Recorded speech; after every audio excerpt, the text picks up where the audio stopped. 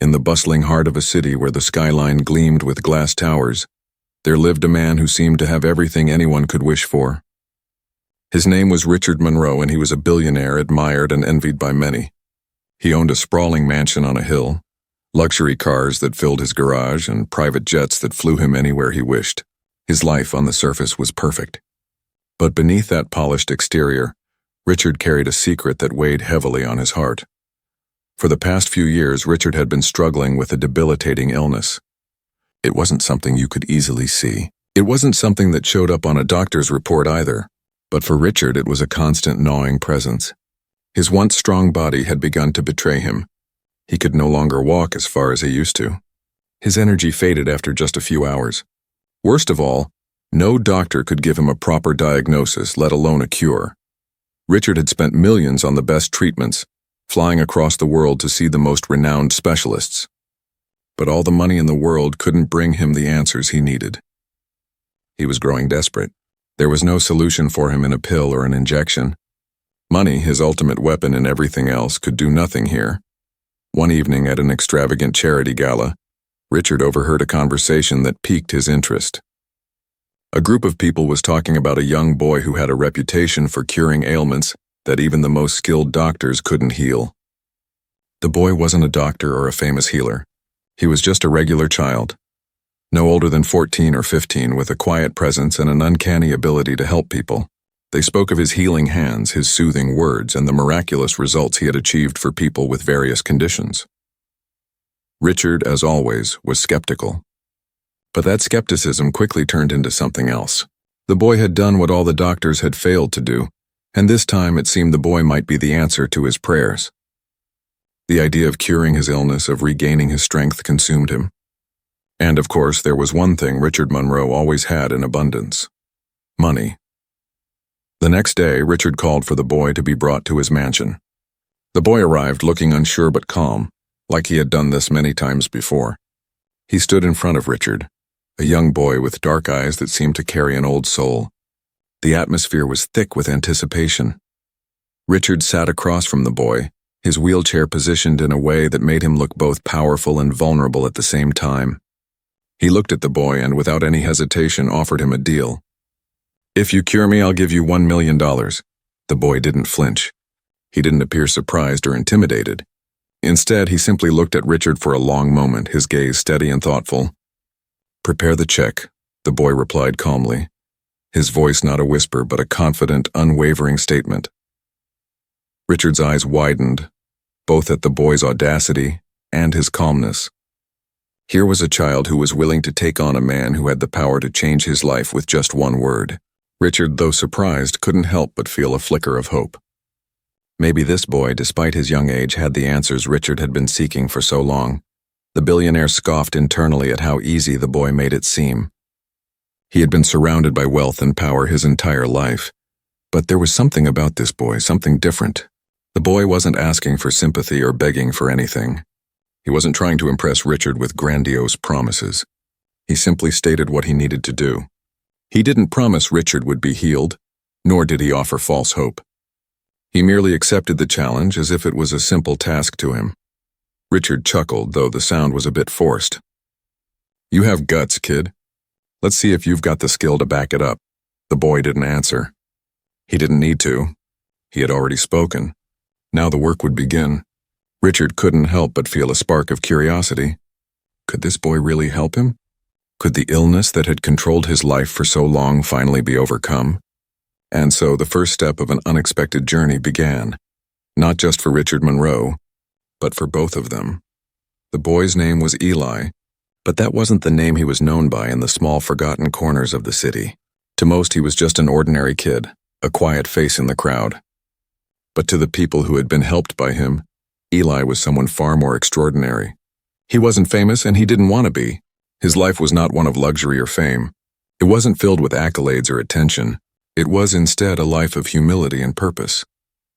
Eli's family lived in a small, modest apartment far from the opulent towers Richard Monroe called home. His mother worked long hours as a nurse, tending to the sick in hospitals, while his father was a mechanic who spent his days repairing the worn-down cars that arrived at his shop. They didn't have much money, but they had enough, enough to live, to love, and to hold on to the kind of values that money couldn't buy. From a young age, Eli had always been different. He was quiet, not in the way most kids were, but in a way that suggested he was constantly thinking, constantly observing. He didn't seek attention or the approval of others. His friends were few, but the ones he had understood him, and they admired him not for his words, but for his actions. It was his grandmother who first recognized the gift Eli had, though she would never have called it a gift in the way the world would. She would call it a calling, a way of helping people that ran deeper than anything that could be explained with science or medicine. Eli had never known his grandmother to be wrong, and when she told him that one day his purpose would be to heal, Eli listened. Eli's grandmother was a woman of wisdom. She had spent her life living in the countryside, where she had learned the ways of herbal medicine, healing techniques passed down through generations. But she wasn't a doctor. She wasn't a therapist or a surgeon. She was simply someone who understood the body and the soul, and the way they worked together. She could ease someone's pain with just a touch, just a whisper. She taught Eli how to listen, not with his ears, but with his heart. At first, Eli didn't understand what his grandmother meant when she spoke about healing. As a child, he thought she was simply talking about the physical ailments, cuts, bruises, and the like. But as he grew older, he began to realize that his gift went beyond that. He could sense pain in people that they themselves didn't recognize. He could feel their worries, their fears, their hurts even before they spoke of them, and with a simple touch he could calm them, ease their burden, and sometimes even make them better. Despite his abilities, Eli kept this side of himself hidden. It wasn't something he boasted about or showed off. Instead, he helped quietly. A gentle word here, a soft touch there. He wasn't looking for recognition. He simply wanted to ease the suffering around him. And in a world that seemed filled with pain and fear, his small acts of kindness were like tiny beacons of light. However, it wasn't long before Eli began to notice something else, a strange feeling whenever he used his abilities. It wasn't just the satisfaction of helping someone, though that was certainly part of it. It was a deep, almost unsettling connection he felt to the person he was helping. When he healed someone, he didn't just remove their pain. In some inexplicable way, he absorbed it. The burden became his own, if only for a moment, and he carried it with him silently until he could let it go. It wasn't always easy. There were times when the pain he took on was so intense that it left him shaken for days, but he never spoke of it. He didn't want sympathy. He didn't want anyone to think of him as special. To him, healing was simply something that needed to be done, a responsibility he couldn't ignore. As Eli grew older, the people around him began to notice his quiet influence. In his school, he was the kid that everyone turned to when they were struggling with something, whether it was a physical ailment or emotional turmoil. He became the go-to person for comfort, though few knew the true extent of his abilities. Some people saw him as a miracle worker, while others simply thought he was a lucky kid who seemed to know exactly what to say when things went wrong. But it wasn't luck. Eli didn't believe in luck. He believed in purpose. And he believed his purpose had always been to help those who needed it most. It wasn't always easy, though. Many people didn't understand him. Many thought he was strange, distant, or simply too quiet for his own good. But Eli wasn't concerned with fitting in. He didn't need the approval of others. His focus was always on those in pain, whether it was physical, emotional, or even spiritual. Despite his quiet nature, word of Eli's abilities began to spread, quietly at first. People started to seek him out, not for fame or glory, but for help. They came to him with ailments that no doctor had been able to heal, seeking comfort for pains that seemed impossible to ease. Some came with broken hearts, others with broken bodies, but all of them shared one thing in common. They were looking for something beyond what the world had to offer. It was during one of these quiet moments, when Eli was tending to an elderly woman suffering from chronic pain, that he was approached by someone who would change his life forever. The billionaire Richard Monroe had heard of Eli's miraculous abilities, and he was desperate. Desperation had a way of making people do things they never thought possible, and for Richard, it led him to a child he thought was nothing more than a fantasy. When Richard first met Eli, he was nothing like the man Richard expected. He had anticipated a healer who would have all the answers, a person who would make grandiose promises and explain how everything would be fixed with a simple formula. Instead, Eli had greeted him with quiet confidence. There was no boastful speech, no fanfare, just a calm, unwavering belief in himself. And that was when Richard made his bet. Eli knew the billionaire's request was bold, but he didn't hesitate. He had seen enough suffering in his young life to know when someone truly needed help. The money didn't matter to him. It never had.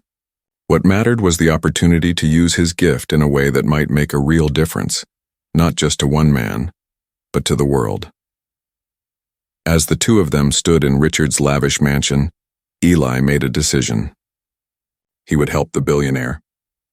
But more than that, he would help him understand something far more important than the money Richard could offer. It wasn't the healing of the body that mattered, it was the healing of the soul. The journey that had begun with a simple challenge would soon lead both Eli and Richard down a path neither could have foreseen. It was a path that would change their lives forever, and though neither of them knew it yet, it was a journey they would walk together. The days that followed were filled with quiet anticipation. Richard Monroe, once a man who controlled everything around him with a simple command, now found himself waiting in uncertainty. The power he had relied upon for so long, his wealth, his influence, had no bearing on this. It wasn't a matter of how much money he could throw at the problem, or how many powerful people he knew. It was about trust. Trust in a boy he had met only days before, a boy who claimed to possess the ability to heal him. At first, Richard didn't know what to make of Eli's methods. They were nothing like the clinical approaches he had encountered in the finest hospitals across the world. No fancy machines, no sophisticated scans, no sterile white rooms with doctors in crisp suits. Eli's method was simple. Too simple. Richard, in his skepticism, couldn't help but question if the boy really knew what he was doing or if he was just playing some elaborate game. After all, how could someone so young, someone who didn't even look old enough to drive, know what the best doctors in the world didn't? But something about Eli's presence put Richard at ease. It wasn't his age or his calmness. It was the certainty with which the boy approached the task. Eli didn't need Richard's money nor his validation. He wasn't trying to impress anyone. He simply came day after day with the same quiet determination. The healing process began slowly. Eli didn't rush it. He would start by sitting across from Richard, his eyes focused, his hands resting lightly on his knees. The boy would ask Richard about his pain, about the symptoms he had been experiencing. It was clear that he wasn't asking out of obligation. He was listening. Truly listening. There was no rushing through the conversation. No hurry. For the first time in months, Richard realized someone was taking the time to listen to him. Really listen. Not just for the symptoms, but for the emotions tied to them. The frustration, the anger, the fear that had been building inside him for so long. At first, Richard was skeptical of Eli's approach. The boy didn't try to overwhelm him with medical jargon or fancy promises. Instead, Eli simply spoke in a calm, gentle voice.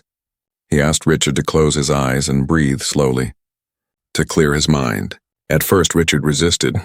He wasn't used to anyone telling him to relax, to breathe. But as the days went on, he found himself more willing to follow Eli's instructions. There was something about the boy's presence that made him want to trust him, something he couldn't quite explain. Eli's method wasn't about instant results. It wasn't about promises that could be fulfilled overnight. It was a slow process, one that Richard wasn't used to. For a man who had built his empire by moving quickly, by making deals in the blink of an eye, this was unfamiliar territory. But slowly, something began to change. Richard found himself letting go of the anger that had consumed him for so long. The bitterness of living with an undiagnosed illness, the frustration of seeing his body fail him, began to dissipate, if only for a moment. It wasn't a cure, not yet, but it was something. The first sign of improvement came after several sessions. Richard awoke one morning to find that the pain in his legs had lessened, just slightly, but enough to make him take notice. For a man who had been confined to a wheelchair for the better part of the past year, this was no small thing. He moved his legs slowly, testing them, and for the first time in a long while there was a flicker of hope in his heart. But Eli didn't acknowledge it. He didn't celebrate. Instead, he simply nodded when Richard mentioned the improvement, and continued with the process. There were no grand gestures, no declarations, just a steady, unyielding focus on healing. For Richard, this was difficult to comprehend. He had spent so much of his life relying on the fastest solutions, the most immediate gratification. The fact that healing could take time, that there was no quick fix, was something he hadn't anticipated. But as the days passed, Richard's skepticism began to fade. The small improvements piled up one after another. His muscles, once stiff and weak, began to respond a little more each day. The fatigue that had plagued him for so long started to lift. It wasn't a miracle, but it was progress. And with that progress came a change in Richard himself. For the first time in a long while, he began to let down his guard. The walls he had built around himself, the walls of pride and arrogance, began to crack. He had never been the kind of man to ask for help. He had always been the one offering help, making deals, fixing problems. But now, as he sat across from Eli, he realized that he couldn't fix this alone. He needed someone else. It was during one of these quiet moments that Richard allowed himself to ask the question that had been gnawing at him since their first meeting. "Why are you doing this?" Richard asked, his voice soft but sincere. "Why are you helping me?" Eli didn't immediately answer. Instead, he simply looked at Richard for a long moment, his gaze steady. There was no judgment in his eyes, no pity, just understanding. Finally, Eli spoke, his voice calm and clear. "Because you need help," he said simply, "and because I can." Richard paused, his mind reeling from the simplicity of the answer. He had expected something more, something profound maybe. But Eli's words struck him in a way he couldn't explain. It wasn't about money. It wasn't about fame. It was about helping someone when they needed it most. That was something Richard had never truly understood before. For all his wealth, all his power, he had never realized the true value of simply being there for someone, of offering help without expecting anything in return. It was a lesson he had never learned until now. As the days passed, Richard began to change. He didn't just start to feel better physically. He began to see the world differently. The people around him, the ones he had once looked down upon, were not just obstacles to be conquered or tools to be used. They were people, real people, with their own struggles, their own fears. Richard had spent so long building an empire of wealth and success, but it had come at the expense of his empathy, his ability to connect with others. Now, as Eli continued his healing work, Richard began to see beyond the surface. He saw the pain in others, the struggles they faced, and for the first time in years he wanted to help. But even as Richard felt the changes within himself, he couldn't shake the feeling of guilt. He had made a bet with Eli. He had promised the boy $1 million if he could cure him. And now, as Richard's health improved, he wondered if that promise meant anything anymore. Would Eli still want the money, or had the boy come to see him as something more? Someone worth helping regardless of the reward. These thoughts swirled in Richard's mind as he continued the healing process. And yet each time Eli finished a session, the boy said nothing. He didn't ask for payment, didn't bring up the money. It was as if the $1 million didn't matter at all. And maybe, Richard thought, they didn't. The morning came with a biting chill that Richard hadn't expected. He had grown used to the warmth of the city, the luxury of his mansion, and the constant flurry of activities that kept him distracted. But today was different. The changes he had felt in his body, the small but significant improvements, had begun to fade. His legs, once more responsive, now felt heavy again, as if the progress he had made was a dream, one that was slowly slipping away. He sat in his chair by the window, staring out at the city skyline, lost in thought. The streets below were busy with the usual morning rush. Cars honking, people walking briskly, the world moving on as usual. But for Richard, everything felt suspended. His hope had been ignited only to feel it flicker out just as quickly. He had been so close to regaining the life he once knew, so close to feeling like himself again, yet now the pain was back, stronger than before. A relentless reminder of everything he had tried to outrun. Eli was due to visit that morning, but Richard wasn't sure if he was ready to face him. After all, what if Eli couldn't help him anymore? What if the healing had been nothing more than a temporary illusion? Richard had invested so much in this boy and this possibility of a cure. And yet now everything felt uncertain. As the doorbell rang, Richard's heart skipped a beat. He didn't want to face the boy today. He didn't want to admit that his body was failing him again. He didn't want to be vulnerable. But there was no turning back. Eli was there, standing in the doorway, his usual calm demeanor intact. "Good morning, Mr. Monroe." Eli greeted him softly. His voice was gentle, But there was no pity in it, no expectation. Eli had been through this before with countless others, and he wasn't about to treat Richard any differently. Richard nodded, forcing a smile. "Good morning, Eli. Come in." They sat in silence for a while, the weight of the tension between them palpable. Richard wanted to say something, wanted to ask Eli if there was still hope, but the words wouldn't come. Instead, he just sat there watching the boy. Eli seemed unaffected by the silence, his gaze steady and focused on Richard, as if he could see the thoughts swirling in his mind. Finally, after what felt like an eternity, Richard spoke, his voice barely above a whisper. "I don't think it's working anymore, Eli. The pain, it's back." Worse than before, Eli didn't flinch.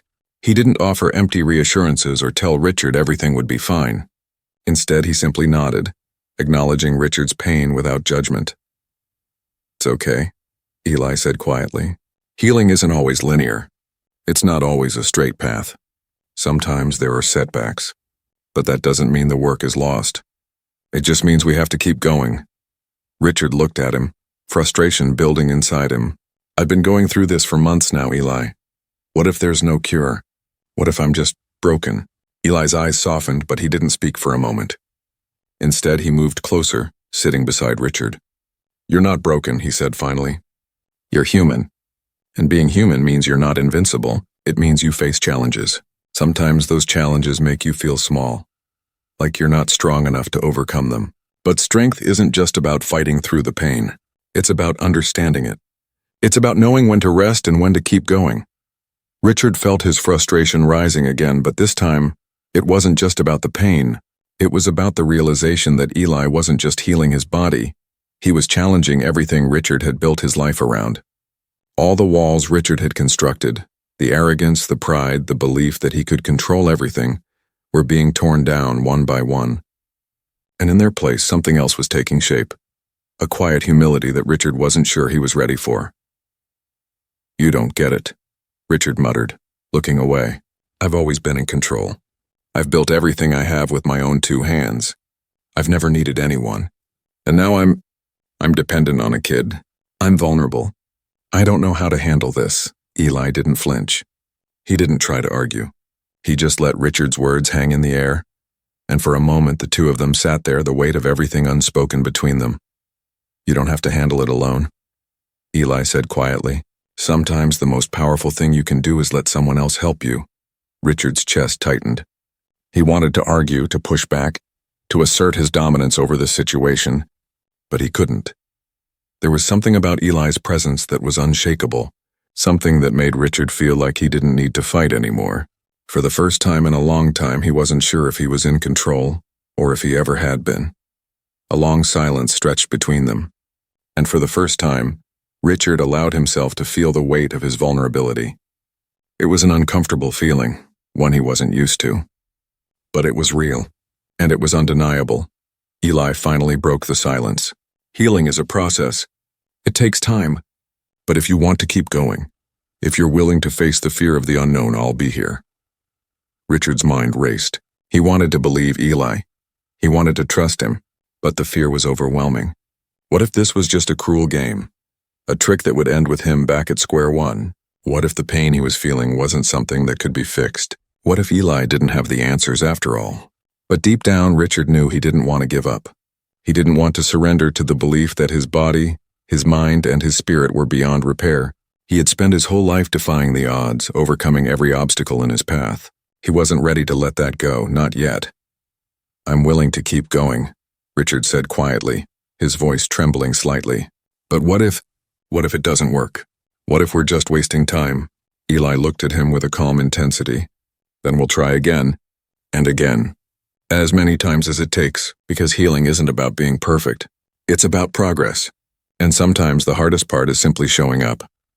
Richard swallowed hard, the weight of Eli's words settling in his chest. For the first time, he realized that this wasn't just about curing his physical pain. This was about something deeper, something he couldn't yet understand. It was about confronting his own fears, his own weaknesses, and learning to accept that he didn't have to do everything on his own.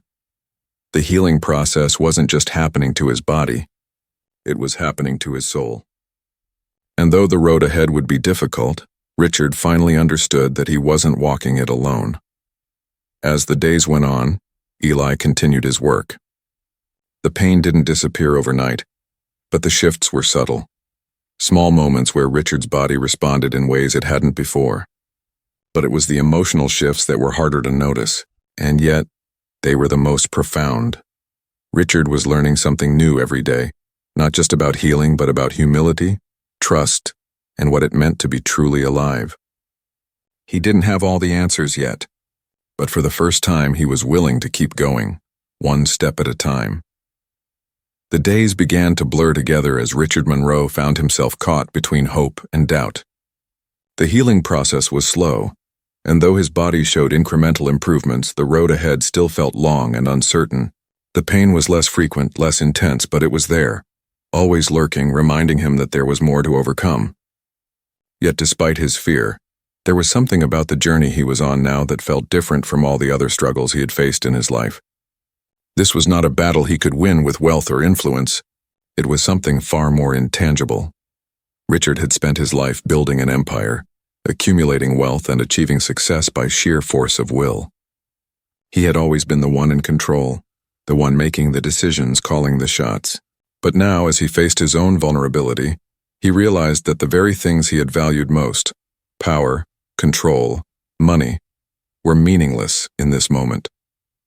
None of it could heal him. None of it could change what he was going through. And that realization, though uncomfortable, was starting to shift something inside him. Every day Eli came to him, unwavering in his commitment to help. The boy's presence was a steady anchor in Richard's chaotic world. He didn't speak much, but when he did, his words were always simple but profound. "You are not defined by your illness," Eli would say, his voice soft but firm.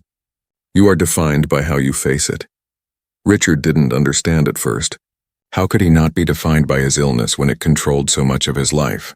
It had been the one thing that had held him back. The thing that made him feel weak. Helpless.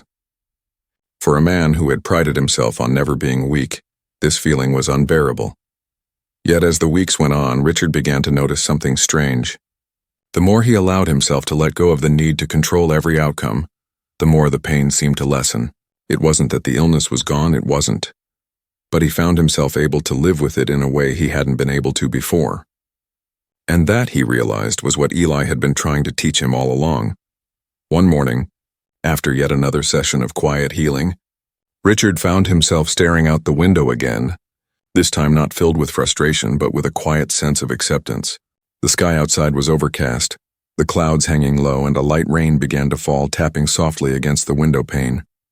Richard had always preferred the sun. He had built his life around the idea that he could control the light, keep the shadows at bay. But today, as he watched the rain, he felt something else. It wasn't relief exactly. It was something more subtle, a kind of peace. "I used to hate the rain," Richard said quietly, more to himself than to Eli, who had entered the room and was standing by his side. Eli glanced at him, waiting for him to continue. It always felt like everything was being washed away, Richard said, his voice thoughtful. Like the world was just damp and uncomfortable. But today it's different. It's as if the rain is necessary, like it's part of the process. Eli said nothing, but there was a faint smile tugging at the corner of his lips. He had heard Richard's words many times before, but this time they were different. There was a shift in him, something that had started to take root deep within Richard's heart. The rain wasn't an enemy anymore. It wasn't something to fight. It was simply another part of life, a natural process that, though uncomfortable, had its place. And maybe Richard thought healing was like that. It wasn't always about getting better in the way he had expected. It wasn't about erasing the pain completely. It was about learning to live with it, to accept it, and to move forward despite it. It was about finding peace. Not in the absence of suffering, but in the way one responded to it. As the days continued to pass, Richard began to change in ways that went beyond the physical. He found himself giving more of his time to the people around him, not because he had to, but because he wanted to. He began to see his employees as more than just tools to help him build his empire. He started listening to them, really listening, hearing their struggles and offering support when he could. He had always been a demanding boss, expecting the best from everyone, but now he was learning to be more patient, more understanding. He was learning to give people the space to fail, knowing that failure was a part of the process too. Even his family began to notice the change. His wife Marie, who had always been patient with him but never quite understood the depths of his drive, saw a shift in his demeanor. Richard was present in a way he hadn't been before. He wasn't just there physically, sitting at the dinner table or walking around the house. He was truly engaged.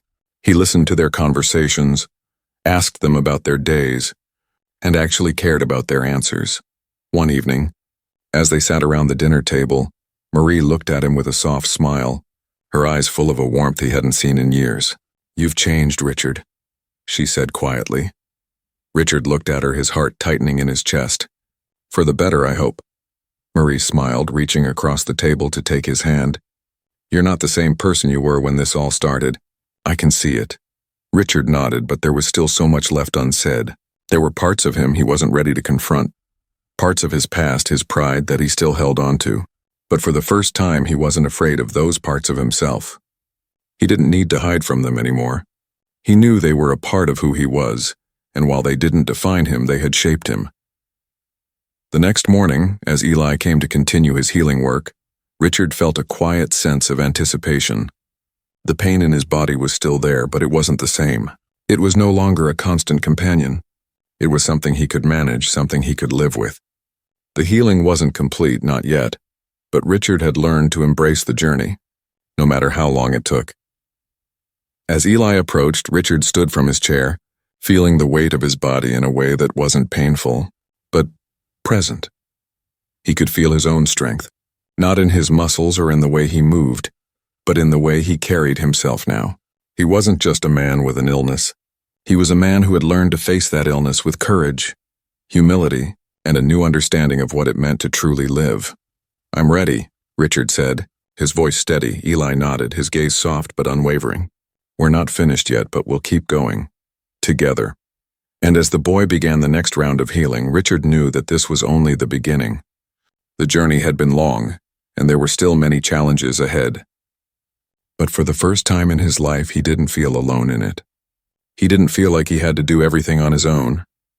For the first time, he understood that healing wasn't just about the body. It was about the heart, the mind, and the soul. And that kind of healing, he realized, was the most profound of all. The days that followed were filled with a quiet anticipation that Richard couldn't quite explain. His body had shown steady improvement, but something deeper inside him had begun to shift. His connection with Eli, once just a simple transaction, had grown into something far more complex. The boy had become more than just a healer. He had become a mirror for Richard's own soul, reflecting the truths he had long avoided, and those truths, though uncomfortable, were now impossible to ignore. Yet despite all the progress Richard had made, he couldn't shake the feeling that he was still missing something. The healing had become a ritual, a series of steps that brought temporary relief, but something remained elusive. He couldn't quite put his finger on it, but it felt like there was another layer to his recovery, something beyond the physical pain that had once dominated his life. It was one cold morning when the answer, or perhaps the next challenge, arrived. Eli hadn't been to the mansion for several days, and Richard had been feeling increasingly restless. He tried to stay focused on his work, but the walls of his office felt suffocating. He could hear the distant hum of the city, but it seemed far away now, as if Richard was disconnected from everything he had once known. The phone rang, shattering the silence of his thoughts. It was an unfamiliar number, but something inside Richard told him to pick it up. "Mr. Monroe," the voice on the other end said. "This is Dr. Larkin. I've been trying to reach you. There's been an incident. It's about your son." Richard's blood ran cold. His son? Ethan had been away at college for the past few months, studying overseas. What could possibly have happened? "What happened?" Richard's voice cracked, the words coming out more urgently than he intended. "There's been an accident. He's in critical condition. We're doing everything we can, but we need you here." The words blurred together, and Richard's world seemed to slow down. His son, Ethan, the one person he had always worked so hard to provide for, was now fighting for his life, and Richard wasn't there. It didn't matter that his body was healing, that he was no longer confined to a wheelchair or weakened by illness. This was different. This was his son, and nothing in the world could have prepared him for this moment. Without thinking, Richard rushed to the hospital. Every part of him focused on one goal: getting to Ethan, making sure he was okay. His mind raced, his heart pounded, and all the progress he had made in his own healing felt irrelevant now. His son's life was hanging in the balance, and there was nothing he could do but wait. When he arrived at the hospital, the cold fluorescent lights above him seemed to intensify the weight of his fear. His mind was a blur of questions. What had happened? How could this happen? Why hadn't he been there for his son when he needed him the most? As Richard entered the sterile, white-walled ICU, he saw his wife Marie sitting by Ethan's bedside. Her face was pale, her eyes swollen from hours of crying. She looked up when Richard entered, her expression unreadable. "Marie," Richard whispered, his voice thick with emotion. "What happened?" Marie shook her head, unable to find the words. She took a deep breath, her eyes looking away as if the truth were too much to bear. "It was a car accident. The doctors are doing everything they can, but..." "But what?" Richard's voice was almost desperate now. He couldn't stand seeing his wife like this, unable to offer comfort or answers. His mind was racing with thoughts of what might happen if they didn't make it in time. "They're not sure if he's going to make it," Marie said softly, her voice breaking. "They've done everything they can, but it's touch and go." Richard's legs felt like they would give out beneath him. He collapsed into the chair beside his son's bed, his heart sinking as he looked at Ethan's pale face. The steady beep of the machines the only sound in the room. For the first time in weeks, Richard felt completely powerless. This wasn't something he could fix with money or influence. There were no doctors in the world who could guarantee his son's survival. No wealth that could buy the miracle they needed. All Richard could do was wait and pray. It was a feeling he wasn't used to, a feeling of helplessness, and it was a feeling that cut deeper than any physical pain he had endured.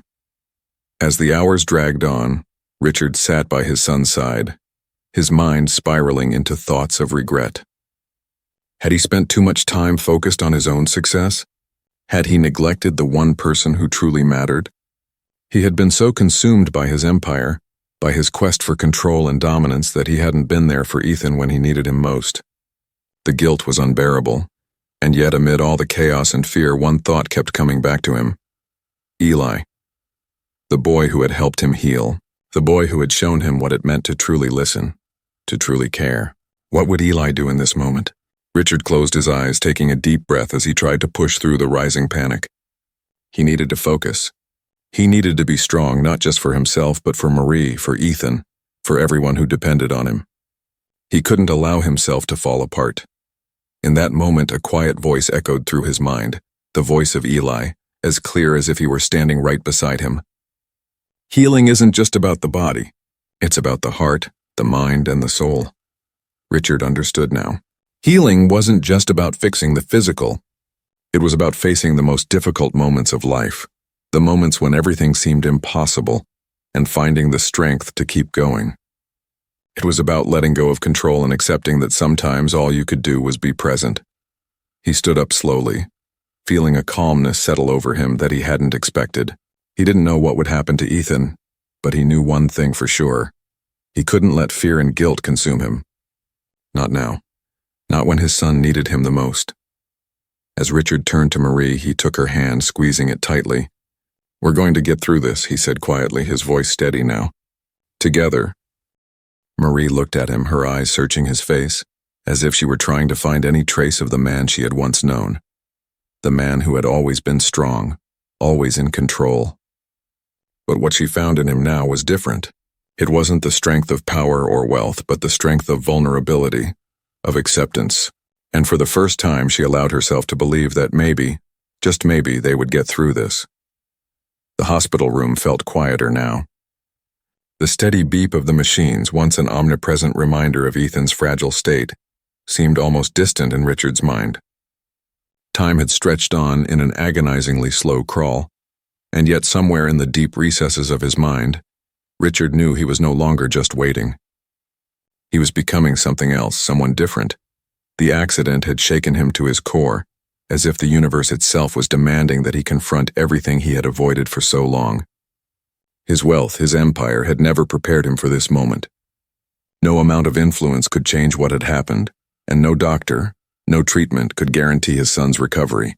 Richard had come to terms with that truth in a way that left him raw, but also more present than he had ever been before. As he sat beside Ethan's bed, Richard felt the weight of his past decisions bearing down on him. He thought back to the years of missed birthdays, neglected conversations, and all the time he had spent focused on building his legacy instead of nurturing the relationships that truly mattered. Ethan, his son, had always been there, quietly watching from the sidelines. And now he was lying there, clinging to life. But for the first time in a long time, Richard felt like he wasn't alone in his grief. Marie, his wife, had sat beside him without speaking for hours, her hand in his, their silent connection deeper than words could ever convey. For all the mistakes Richard had made, for all the times he had been absent, he could see now that their bond had never truly broken. It had been tested, yes, but it was still there, still worth fighting for. And then there was Eli, the boy who had shown him the true meaning of healing, who had taught him that strength was not just about power but about vulnerability, acceptance, and love. It was Eli's words that echoed in Richard's mind now. Healing isn't just about the body, it's about the heart, the mind, and the soul. Richard had never understood those words fully until now. It wasn't about curing the body in an instant, about erasing the pain with money or quick solutions. Healing was about learning to face the hardest parts of life, the moments that seemed insurmountable, and finding a way to move forward. It was about understanding that life wasn't a series of victories, but a series of challenges to face with grace, humility, and love. As the hours passed, Richard found himself reflecting not just on Ethan's accident, but on his entire life. He had built his empire with the belief that if he could control everything, if he could conquer every obstacle, he could make himself invincible, but he had been wrong. Invincibility was an illusion. Control was an illusion. And the sooner he accepted that, the sooner he would be able to truly heal, not just his body, but his soul. At some point, he stood up, his legs a bit unsteady but stronger than they had been just a few months ago. He walked over to the window, looking out at the city, its lights twinkling like tiny stars in the distance. The world, for all its chaos, was still turning. And somewhere deep inside him, Richard found a quiet sense of peace. Ethan's condition remained unchanged for several days. But Richard's perspective had shifted. No longer did he define his worth by his success or his power.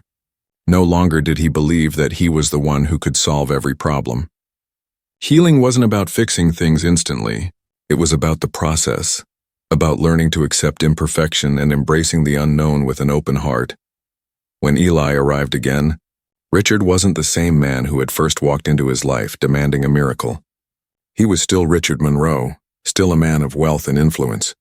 But he was now a man who understood that wealth could not heal a broken soul, and that true strength came not from dominance, but from vulnerability. He looked at Eli with gratitude, not just for the physical healing he had provided, but for the lessons that had helped him uncover a deeper truth. "Eli," Richard said, his voice steady but filled with emotion, "I don't know if I can ever thank you enough. You've done more than heal my body. You've shown me who I really am, and for that I'm forever grateful." Eli, as always, simply nodded, his calm demeanor unchanged. He didn't need thanks. He understood that true healing was not about recognition. It was about helping others find their own path to peace. As the days went by, the miracle Richard had hoped for began to take shape in the most unexpected way. Ethan's condition slowly stabilized.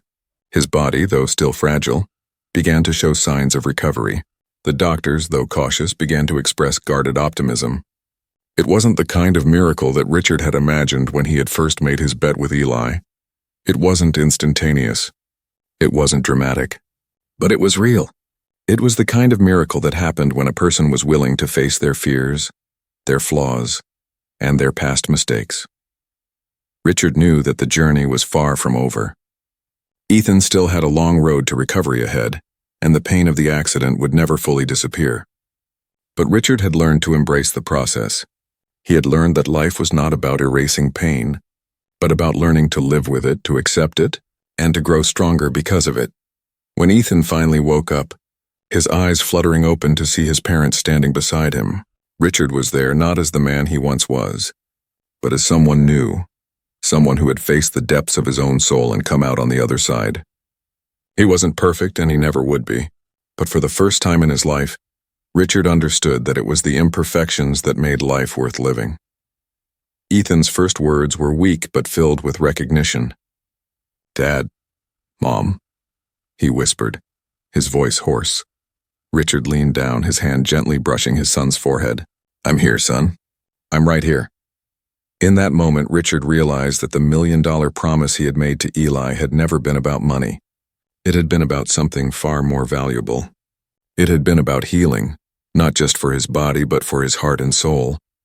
It had been about learning that the true meaning of wealth was not in possessions, but in the relationships we build, the love we give, and the people we choose to walk through life with. And as the days turned into weeks and Ethan's recovery continued, Richard found himself returning to the work he had left behind with a renewed sense of purpose. He still had an empire to run, but it was no longer about the power or the money. It was about using his position to make a difference, to create something that would outlast him. He no longer needed to prove anything to anyone. Richard had finally learned that true wealth was not in how much you owned, but in how much you gave, how much you loved, and how deeply you understood the fragility of life. And as he looked at his son, recovering and smiling weakly at him, Richard knew that no amount of money could ever have given him the peace he felt now. He had everything he needed.